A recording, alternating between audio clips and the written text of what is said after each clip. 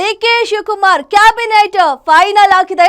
1+10 ಯಾರಿಗೆ ಸಚಿವ ಪಟ್ಟ, ಯಾರಿಗೆ ಯಾವ ಖಾತೆ?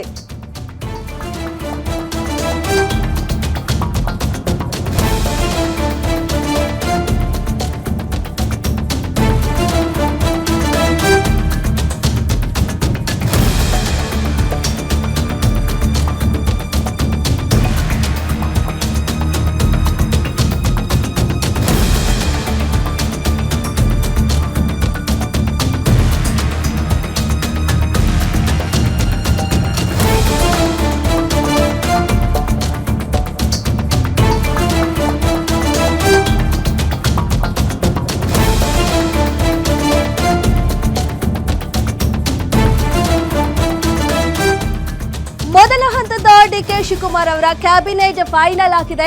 1+10 ಯಾರಿಗೆ ಸಚಿವ ಪಟ್ಟ, ಯಾರಿಗೆ ಯಾವ ಖಾತೆ ಸಿಗ್ತಾ ಇದೆ? ಹೈಕಮಾಂಡ್ ಫೈನಲ್ ಮಾಡಿದ ಎಕ್ಸ್ಕ್ಲೂಸಿವ್ ಪಟ್ಟಿ ಇಲ್ಲಿದೆ. ಡಾಕ್ಟರ್ ಡಿ ಪರಮೇಶ್ವರ್ ಅವರಿಗೆ ಡಿಸಿಎಂ ಸ್ಥಾನ ಫಿಕ್ಸ್ ಆಗಿದೆ. ಡಿಕೆಶಿ ಜೊತೆ ಡಿಸಿಎಂ ಆಗಿ ಪರಮೇಶ್ವರ್ ಪ್ರಮಾಣ ವಚನ ಸ್ವೀಕಾರ ಮಾಡ್ತಾ ಇದ್ದಾರೆ. ಇನ್ನು ಸಿದ್ದರಾಮಯ್ಯ ಅವರ ಒತ್ತಡಕ್ಕೆ ಕೊನೆಗೂ ಮಣಿದ ಹೈಕಮಾಂಡ್ ಡಾಕ್ಟರ್ ಜಿ ಪರಮೇಶ್ವರ್ ಅವರಿಗೆ ಡಿಸಿಎಂ ಜೊತೆ ಪ್ರಬಲ ಖಾತೆಯನ್ನ ಕೂಡ ಕೊಡೋಕೆ ಸಿದ್ಧವಾಗಿದೆ. ಡಿಕೆಶಿ ಸಂಪುಟದಲ್ಲಿ ಒಂದೇ ಡಿಸಿಎಂ ಸ್ಥಾನಕ್ಕೆ ನಿರ್ಧಾರವನ್ನ ಕೈಗೊಳ್ಳಲಾಗಿದೆ. ಇನ್ನು ಕೆಪಿಸಿಸಿ ಅಧ್ಯಕ್ಷ ಸ್ಥಾನ ಸತೀಶ್ ಜಾರಕಿಹೊಳಿಗೆ ಫಿಕ್ಸ್ ಆಗಿದೆ. ಅಳೆದು ತೂಗಿ ಜಾರಕಿಹೊಳಿಗೆ ಕಾಂಗ್ರೆಸ್ ಅಧ್ಯಕ್ಷ ಸ್ಥಾನ ಸಿಗ್ತಾ ಇದೆ. ಇನ್ನು ಹಿರಿಯ ನಾಯಕ ಎಚ್.ಕೆ. ಪಾಟೀಲ್ಗೆ ಸ್ಪೀಕರ್ ಸ್ಥಾನ ಸಿಗ್ತಾ ಇದೆ. ಸುದೀರ್ಘ ಸಭೆಯ ಬಳಿಕ ನಿರ್ಧರಿಸಿದೆ ಹೈಕಮಾಂಡ್.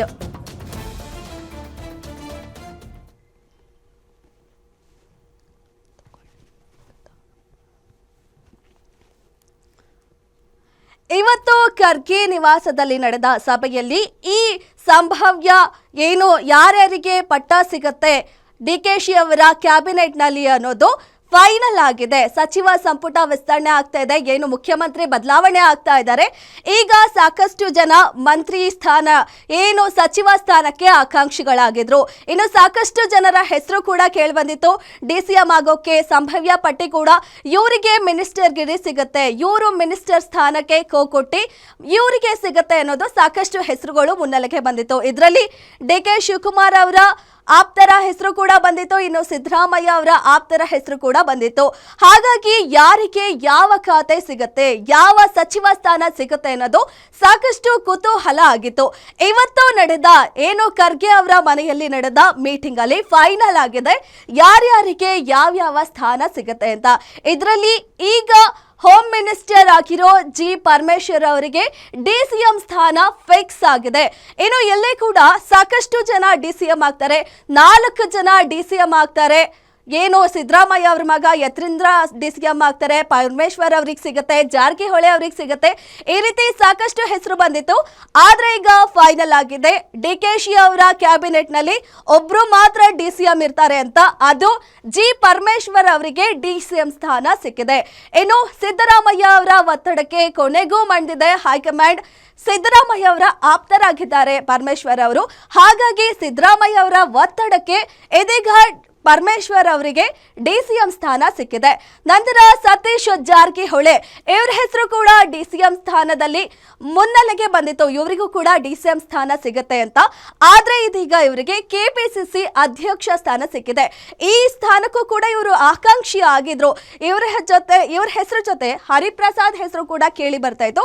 ಇದೀಗ ಫೈನಲ್ ಆಗಿ ಸತೀಶ್ ಜಾರಕಿಹೊಳಿಗೆ ಕೆಪಿಸಿಸಿ ಅಧ್ಯಕ್ಷ ಸ್ಥಾನ ಸಿಕ್ಕಿದೆ. ಇನ್ನು ಹಿರಿಯ ನಾಯಕ ಎಚ್.ಕೆ. ಪಾಟೀಲ್ಗೆ ಸ್ಪೀಕರ್ ಸ್ಥಾನ ಸಿಕ್ಕಿದೆ. ಯುಟಿ ಖಾದರ್ ಅವರು ಇಷ್ಟು ದಿನ ನಿಭಾಯಿಸುತ್ತಿದ್ದ ಸ್ಪೀಕರ್ ಸ್ಥಾನ ಇದೀಗ ಹಿರಿಯ ನಾಯಕ ಎಚ್.ಕೆ. ಪಾಟೀಲ್ಗೆ ಸ್ಪೀಕರ್ ಸ್ಥಾನ ಸಿಕ್ಕಿದೆ. ಇಂದು ನಡೆದ ಖರ್ಗೆ ನಿವಾಸದಲ್ಲಿ ನಡೆದ ಸಭೆಯಲ್ಲಿ ಇದಿಷ್ಟು ಜನರ ಹೆಸರು ಫೈನಲ್ ಆಗಿದೆ. ಇವರು ನಾಳೆ ಡಿಸಿಎಂ ಅವರ ಜೊತೆ ಪ್ರಮಾಣ ವಚನ ಸ್ವೀಕರಿಸುವಂತಹ ಸಮಯದಲ್ಲಿ ಇವರು ಕೂಡ ಸ್ವೀಕಾರ ಮಾಡ್ತಾರೆ.